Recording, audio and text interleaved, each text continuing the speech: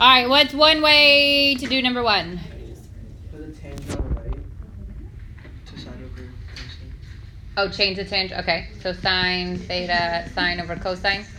Yeah. Okay. Then. Oh wait.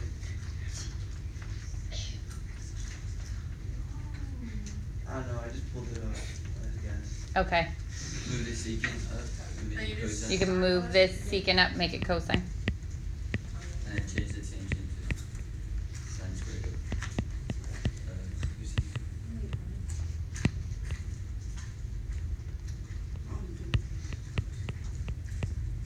Then what? Cancel out the cos.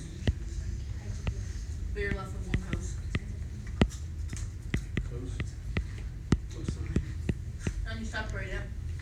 And you're left with sine alone times sine over cos, which is theta. I mean tangent. So if you did that, yeah. Or, okay. Or you. So if you didn't have do this step, then you could just take it to the next step, right? I just made everything in terms of sine and cosine. That's fine. Eventually you get there, right? Mm-hmm. Yeah. I'm not. That's not the only way to do it. I'm not saying that's the only way to do it. Yeah. So there's a path. There's a path. Insert name here. Yeah. All right. Number 2. 10 seconds. What do you do? Move the tangent and the cotangent to the top.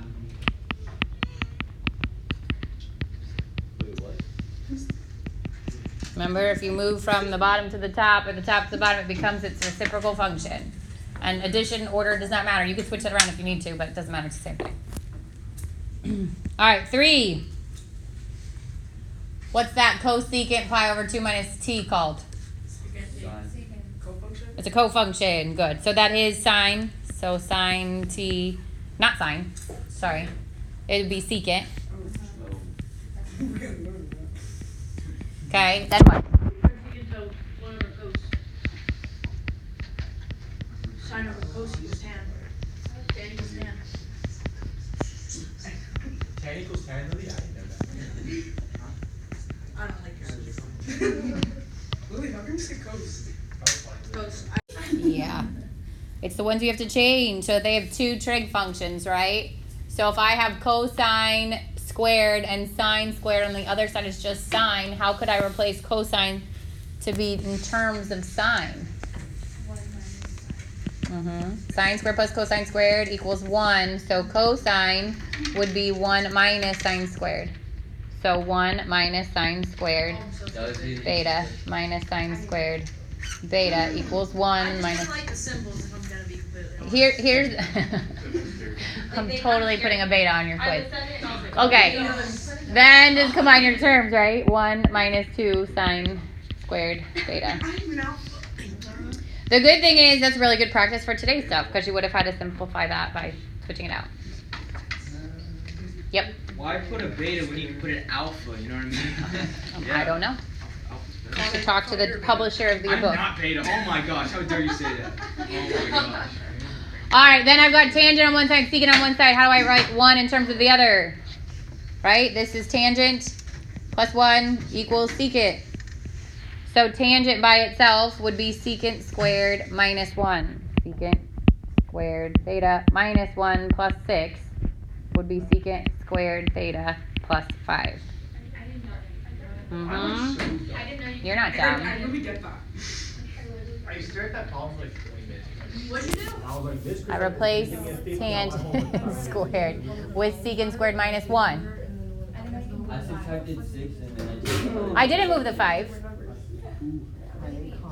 I didn't. I replaced this with this. Can you subtract the 6 then? And then negative 1 plus 6 is 5. Can you subtract? Sure. And then And then it would have been secant squared. Yeah. As long as you're left to right. Yeah, let's go next. All right. So I would probably have foiled first. God bless you. And 41 also.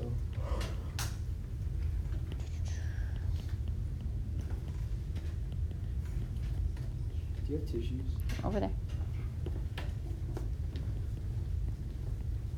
Okay, and then this is 1 over cosine times 1 over sine plus 1 over cosine minus sine over cosine times 1 over sine minus sine over cosine. Yeah. You can, I'll work it through on the video, but you have to give it a like denominator, and then you can combine them all into one. Bye, guys. Have a great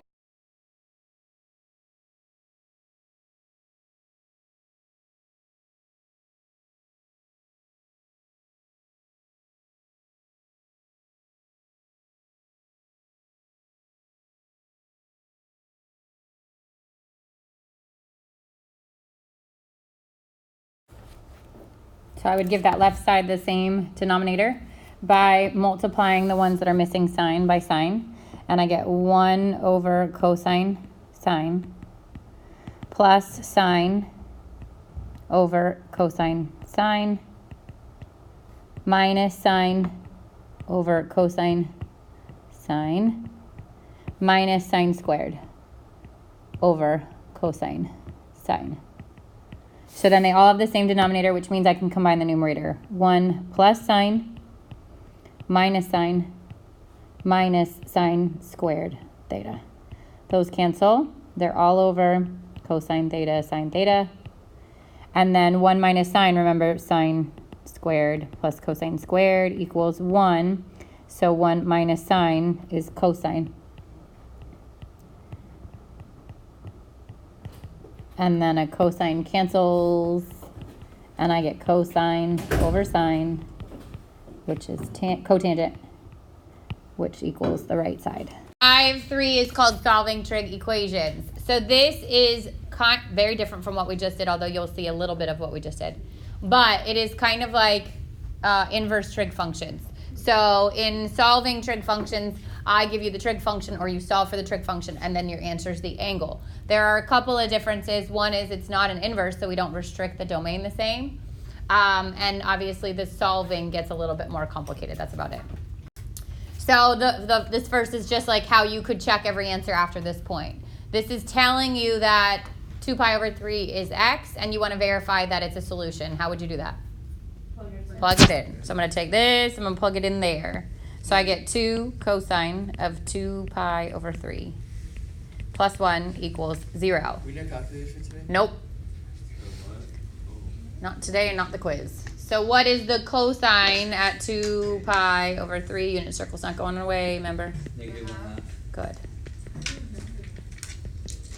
So then 2 times -1/2 plus 1 equals 0. 2 times -1/2, -1 plus 1 equals 0, and 0 equals 0. So that is how, with extra time, you could literally check every answer that you have from this section. Your job is going to be to find the x.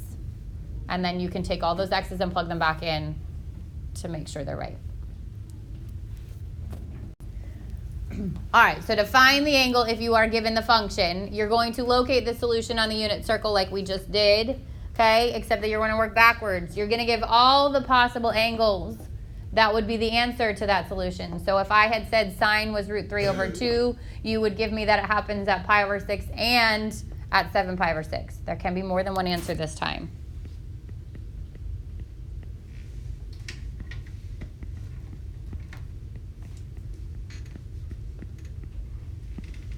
Okay, and then this, actually you want to change these to n's because your book uses n's, so this should be 2n pi. Because we're not restricting our domain, not only does that solution happen at that point, but it happens at every coterminal angle that is before or after it. And the way you express that for sine and cosine is saying plus 2n pi. So if I have an answer that is pi over 3, I would say it is pi over 3 plus 2n pi if the question is sine or cosine. Because that answer is going to happen at pi over 3, and it's also going to happen at pi over 3 plus 2 pi, and it's also going to happen at pi over 3 plus 4 pi, and pi over 3 plus 6 pi, and so on and so forth, okay? So you just find your answer, add 2n pi for sine and cosine. For tangent, things happen every half pi. So if my answer happens, let's say, to be at pi over 4, for tangent, it will also happen half the circle away, which means we add, not 2, oh, that shouldn't be 2, add n pi So if my answer was pi over 4 for tangent, I would say pi over 4 plus n pi, because it happens every half circle. Now the original interval that we're going to pull from for sine is negative n cosine, negative pi over 2 to positive pi over 2. So my entire, and actually this should be a parenthesis, my entire circle. Why is that a parenthesis? Because if it happens at 0 and I add 2 pi to it, it's also going to happen at 2n pi. So it's already taken care So of. it's bracket parentheses? It's bracket on the 0, parentheses on the 2 pi. And then for tangent, we go with our original that we used for inverse functions. We go from negative pi over 2 to positive pi over 2. And then tangent, again, you're going to add n pi.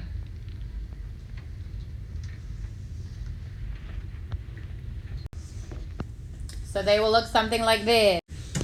All right, so solve for sine of theta equal 1/2. Okay, remember sine is y, so I'm looking for where in my unit circle y is positive 1/2, and for sine we're using the whole thing. So this is going to be at pi over 6 and 5 pi over 6. Pi over 6, 5 pi over 6, and both of these I add to n pi. Is the answer like pi over 6 and what you added to it? Say again? Like, are the answers pi over 6, 5 pi over 6, and also what you add to it? So you'll group them together, like pi over 6 plus 2n pi, that's one answer. 5 pi over 6 plus 2n pi, that's the second answer. Oh, okay. So you'll see at the very end, I'll show you what would happen if it would restrict your interval, what you would do with that. But for these, where the interval's not restricted, like in the directions, you just list it like that. And the homework will say, like, write the smaller one first. That's what you'll do, something like that. The smaller value, the larger value. All right, then cosine. So cosine of theta being negative root 3 over 2. I'm looking for where x is negative. Okay, cosine negative root 3 over 2 is going to happen 3 pi over 5 pi over 6 and 7 pi over 6 plus 2n pi. 7 pi over 6 plus 2n pi.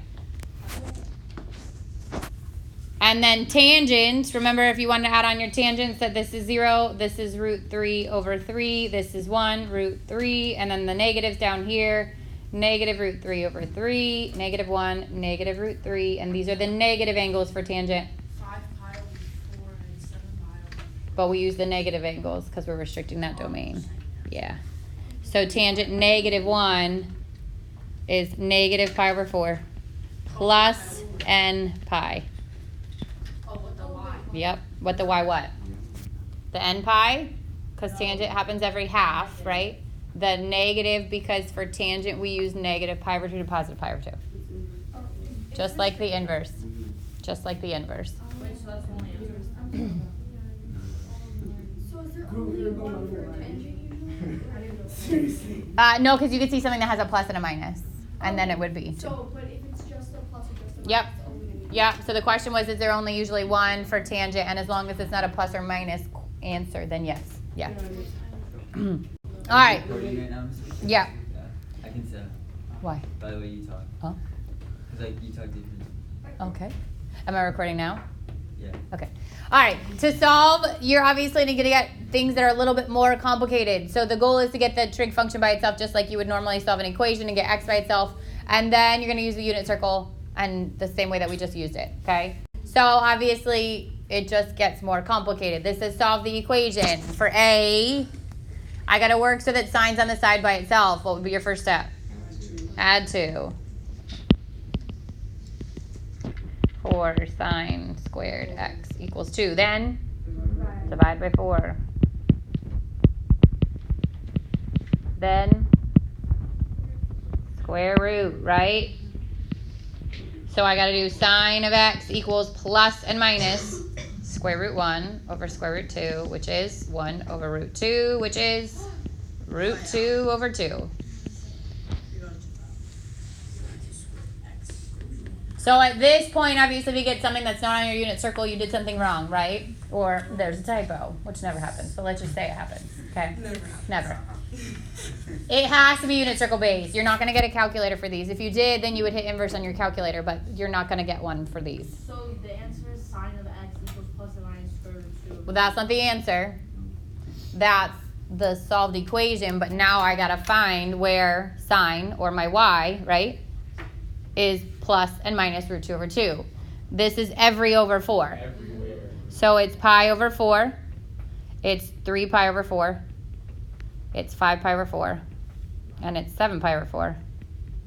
And to each of these, I add 2 n pi. God bless you. What is the n? And n is a constant, so I can add 2 pi, or I can add 2 times 2, which would be 4 pi, or I can add 2 times 3, which would be 6 pi. It just means it's every interval. Wait, so it wouldn't be negative pi over? Say again? It wouldn't be negative pi over? It could be because you'd subtract. You can subtract, but for sine you use your traditional circle, sine and cosine. Okay, now B. What do you gotta do there? Add sine x. Why would you do that? Or take out. I'm just kidding. Yeah, take out a sine. Take out a sine x minus 1, and then split them and solve them. So now, so now I get sine of x equals 0 and sine equals 1. Where's the y 0? Nowhere. At 0, 0. At 0 And and at pi. Good. Where's sine 1? at pi over 2. And Pi over 2. And so plus 2 n pi. Wait, isn't that 3 pi over 2 too? No, because it'd be negative 1.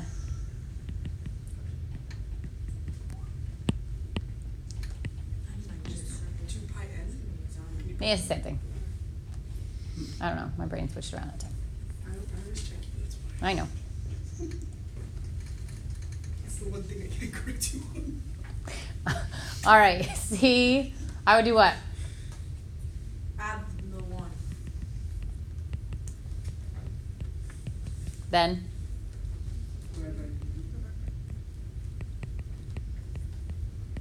Why couldn't you just an identity like that you just substitute? What would you substitute for? Say again? You could do 1 minus secant. You could do that, right? But why? You'll see when you need to do that. You don't need to do it here. So I would avoid it when you don't need to. But it would still be right. All right, so then I get tangent of theta equals plus or minus square root of 1 over 3, which is plus or minus 1 over root 3, which is plus or minus root 3 over 3. So all my over 3's, but remember tangent, I go negative pi over 2 to positive pi over 2, which means negative pi over 6. You have to pass back. Pi over Now 6. go pee-pee. All right, to each of these I add n pi because it's tangent.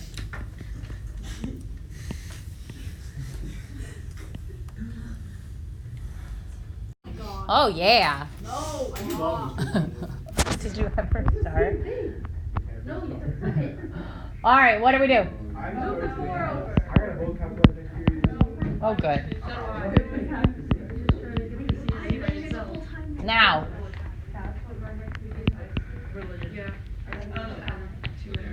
Then what? Wait. What the?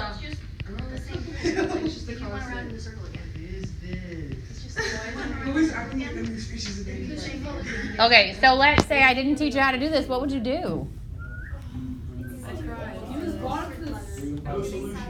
So It's 2 root 3 over 3. Okay, but then what?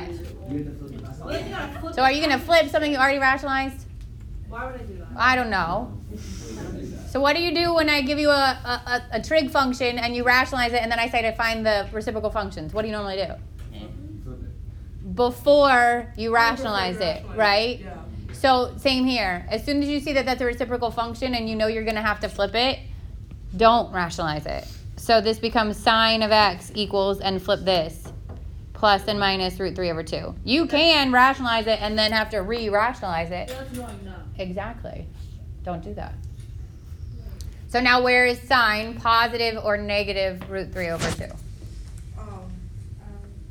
All the, All pi over 6.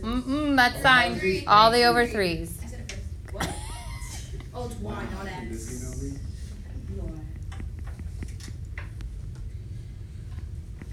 This has nothing to do with the other 2 lessons. Oh, just you wait.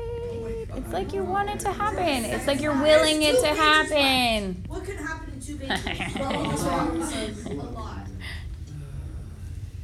TikTok yesterday. It's so funny. It was like math teacher. Thank you. Oh, Mia's slacking. This should be 2, I said I could correct you on little 2 and pi. not math. That's where I Okay. We have to factor. You have to factor. You mean you get to factor? No, you don't want to add the 1 because you can't. Okay, so what happens when you add the 1 is, think about this, because you would take out a cosine, right? And you get 2 cosine x plus 1 equals 1, right? Yeah. So the reason you can split and solve if it's equal to 0 is because if either parentheses equals 0, the entire thing equals 0. That doesn't work for 1. So you can't do this. You don't know which one it goes to. Exactly. So you have to keep the 0 on the side by itself. Then this is 2 cosine and cosine, right? Because that's the factors of cosine, 2 cosine x squared. And then one's going to be positive 1, one's going to be negative 1. So if I did positive 1 and negative 1, I'd get negative 2 cosine plus cosine, which gives me a negative cosine. This is positive. So switch my signs. And now I get positive 2 cosine and negative cosine, which works. So that's the correct factored form.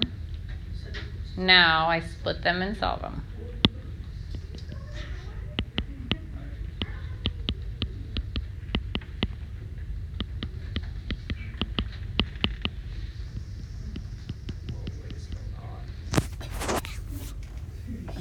All right, so where's cosine positive 1/2? Good. Pi over 3, 5 pi over 3. Where's cosine negative 1? Good. Plus 2n pi plus 2n pi plus 2n pi. And your like WebAssign will say like put the smallest, then the next smallest, like that is how it will separate it out answer-wise. So obviously if I did that in order, it would go pi over 3 and then pi and then 5 pi over 3. All right, Lily, look at F. What's different? I have 2 trig functions. Can you solve for 2 different variables? It's not like we can create a systems of equation, right? No solutions. Can you what? Can you what? Can you return the sine squared x? For what? Oh, yes, you got it. Oh, yeah, 1 minus 2. So this is where you want to replace. So think back to what you had before. I need to make them the same. I can't replace cosine to the first with anything, but sine squared, if I think back on my Pythagorean identities, which you know so well by now. Okay, sine squared by itself would be the same thing as 1 minus cosine squared. So I take that sine squared and make it 1 minus cosine squared x. Distribute.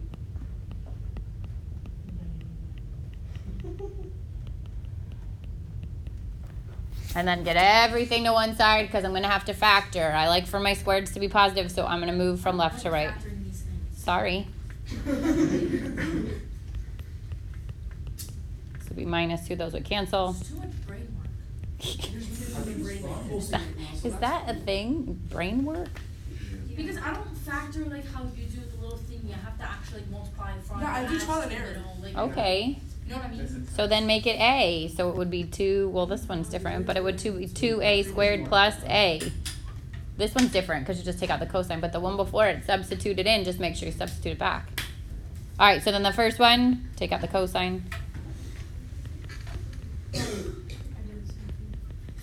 And then split and solve. So cosine x 0.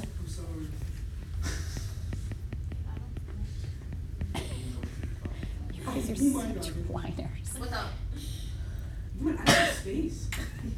Now what? Where's cosine 0? Pi over 2, 3 pi. Where's cosine negative 1/2?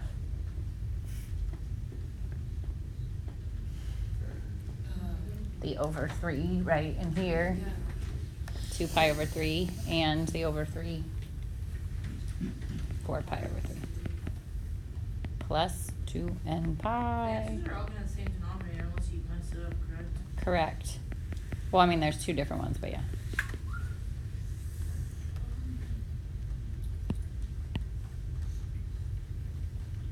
Questions on those?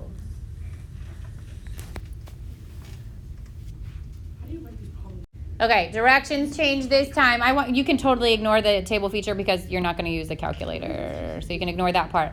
But notice that these instructions change. Now they actually give you an interval from 0 to 2 pi, which means this actually gets easier. It means we don't include the 2n pi or the n pi. We're just using the true unit circle.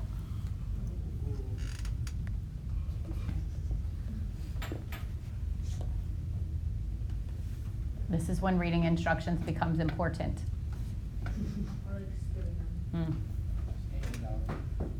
All right, so secant squared minus x minus secant x equals 2. What would you do? Bring over the 2. Secant squared x minus. Then factor it, right? So if you want to say that a equals secant x, then I can say this is a squared minus a minus 2, if it makes it easier to factor. Then factor it, right? This would be a and a, negative 2, positive 1. But then I got to plug back in the secant.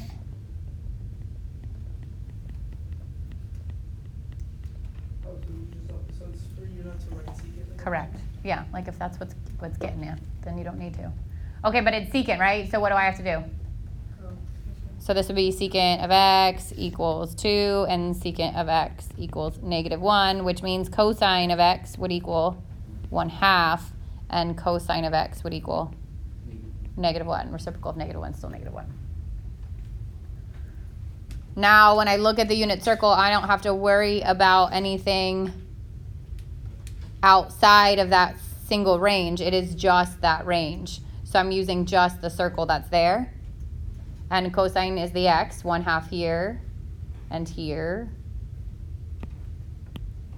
So pi over 3, 5 pi over 3. And then cosine's negative 1 here at pi. Right, so that is when it's only when it says on the interval of 0 to 2 pi. This is easy if I don't have to factor. It's easy, but No, factoring's easy. Just All right, solve multiple angle equations. So this, obviously, it looks a little different, hopefully. You should recognize that x is no longer by itself or just squared, right? So the difference with these is that once it's solved, which it already is, I'm going to find the angle, but instead of saying that x equals that and that being my answer, 4x equals that. So it's like one extra step. It's not that big of a deal. Let's not be so dramatic, okay? So where is cosine 1? you mean sine? Or sine. And notice that it doesn't say restrict your interval, right? So where would it be at 1? Which is what? Pi over 2, right? So normally I'd say it's pi over 2 plus 2n pi, and I'd be done because it's x. But it's not x, it's 4x equals that. So it's multiplied, so it's gonna be 4. Divide everything by 4. Whoa, what? I'm sorry, come again? I think you could do 4 times 2. I have faith in you.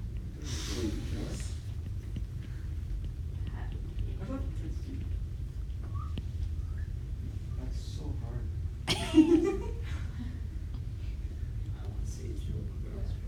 Wow, that just elevated the surface.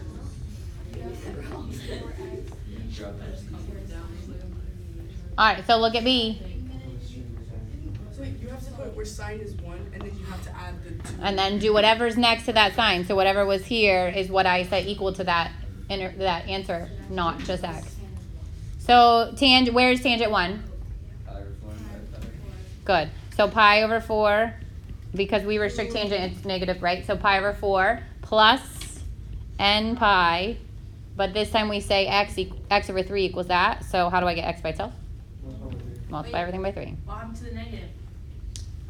It would be negative there, right? So it's positive 1 only at pi over 4. So then I get x equals 3 pi over 4 plus 3n pi. God bless you. Wait, why is it? So for tangent, it's n pi. Tangent, it's n pi, and sine and cosine, it's 2 n pi. Yeah. Okay, one last thing. This is where it gets super, super fun. If it says the same instructions, but it says on the interval, Oh, Jesus. That's restricted. 0 to 2 pi. Okay. So before, without the multiple angles, it makes it easier, right? We ignore the 2n pi. With these, it makes it more complicated because I would have solved it the exact same way. I would have taken that answer, which is like this. I would have taken this answer, pi over 8 plus n pi over 2. And I would say, are there intervals, are there answers on the interval from 0 to 2 pi with that interval?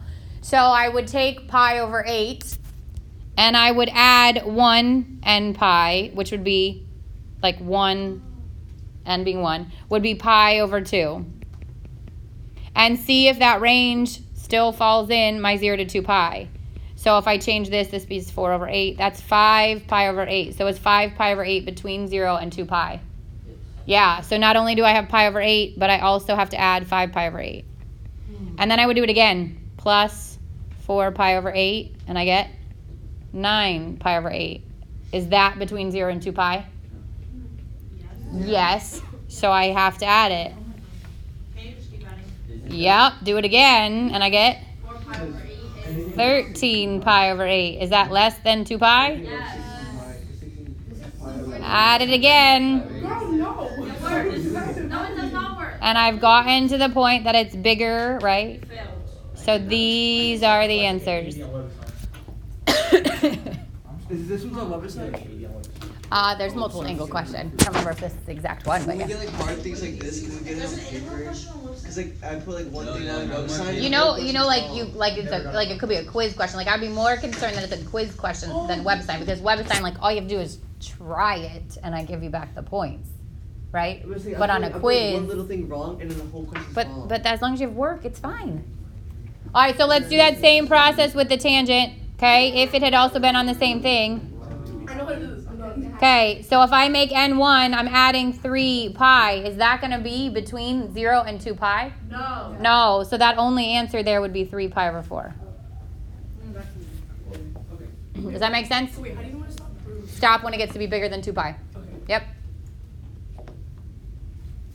So the difference between the original question and that is that it says on the interval. Okay, on the interval you actually have to test out by adding that interval. If it's just multiple angles, you just add the n pi or the 2n pi. What did you do to add? Like, why did it go away and start adding? I made n1, then I made n2, then I made n3. So I kept adding intervals. You mean down here, right? Yeah. So if I add 1 n pi, that's, or 1 pi over 2, that's pi over 2. So I added pi over 2. Then I added another pi over 2, which would have made it 2 for n. And then I added another pi over 2. I just kept adding intervals of pi over 2. As if this was 1, and then this was 2, and then this was 3, and then this is 4, until it gets bigger than 2 pi. Does that make sense?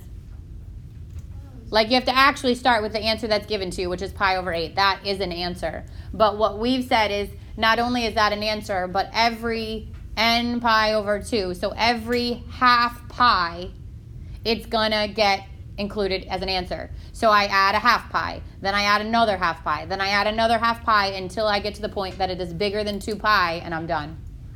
Does that make sense? So the n just changes, like from 1 to 2 to 3 to 4, by adding another half pi.